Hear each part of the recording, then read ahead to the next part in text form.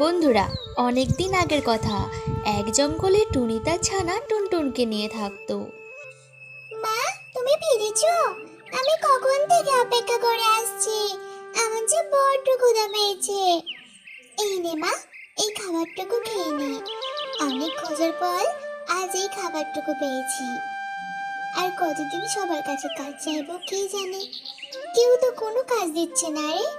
সবার কাছে এমন করে হাত পেতে খাবার চাইতে আমারও যে আর ভালো লাগে না। কি করবো বলো মা, আমি যে না খেয়ে থাকতেই পারি না, তাই তোমার কাছে খাবার চাই।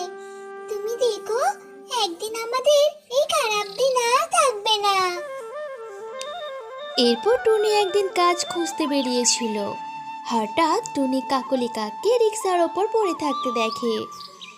এই কি কাকুলি দিদি, কি হয়েছে তোমার?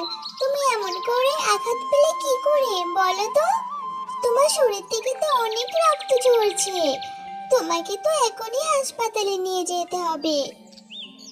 না তুমি বউ না, আমি আর বাঁচবো না। তুমি আমার একটা কথা রেখো, আমার ছোট্ট জানা কুকুকে তুমি নিজের কাছে রেখো। আর এই রিক্সাটাও তুমি নিয়ে যেও। এই বলে কাকলি মারা যায়। এরপর টুনি কাকলির কাকের বাসায় যায় আর কুকুকে টুনির বাসায় নিয়ে আসে। মা কুকু, তোমার মা আর বেঁচে নেই, তবে তুমি ভেবো না, আমি তোমাকে আমার সন্তানের মতোই ভালোবাসবো। আজ থেকে তোমরা দুজনেই আমার সন্তান। এরপর টুনি কুকু আর টুনটুনকে নিয়ে দিন কাটাতে থাকে। আমার তো কোনো কাজ নেই, এই রিক্সাটা বরং আমার খুবই উপকারে লাগবে। আজ থেকে এই রিক্সা চালিয়ে আমি আমার সংসার চালাবো। এরপর টুনি ওই রিক্সা চালাতে শুরু করে। একদিন টুনি রিক্সা নিয়ে দাঁড়িয়েছিল আর ওখানে ইগল আসে।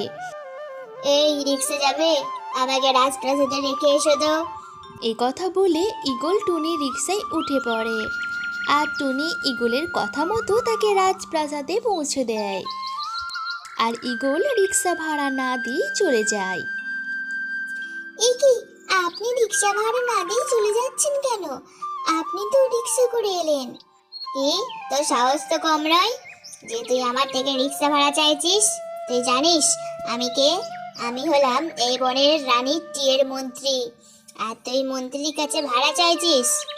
দেখুন, আপনি যেই হন না কেন, আপনি যদি রিক্সা ভাড়া না দেন, তাহলে আমি আমার খাবার কিনতে পারবো না, আর আমার ছানারাও না খেয়ে থাকবে। আর আপনি যদি ভাড়া না দেন, তাহলে আমি রানীর মার কাছে আপনার নামে বিচার দিব। ও মা, তোর তো দেখছি সাহস কম নয়, তুই আমার নামে রানীর কাছে বিচার দিবি?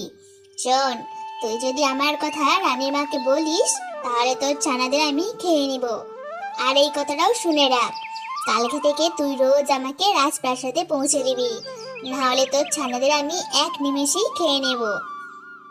এরপর টুনি অসহায় হয়ে রোজ ইগলকে পৌঁছে দিত, কিন্তু ইগল একদিনও টুনিকে রিক্সা ভাড়া দিত না।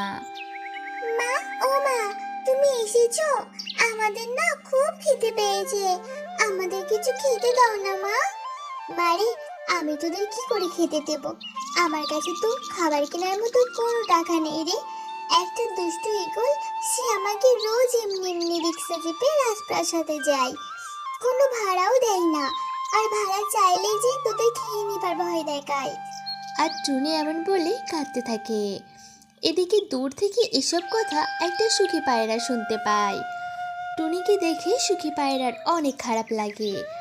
আর সুখী পায়রা গিয়ে রানীমা টিয়েকে সব কথা বলে। আর এসব কথা শুনে মহারানী ভীষণ রেগে যায়।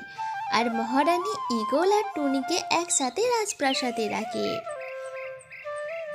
ছি ছি ইগল, তোমাকে আমি দায়িত্ব দিয়েছিলাম এই বনের পাখিদের দেখাশোনা করার জন্য, কেউ কষ্ট আছে কি দেখার জন্য, আর তুমি টুনির সাথে এমন ব্যবহার করেছো।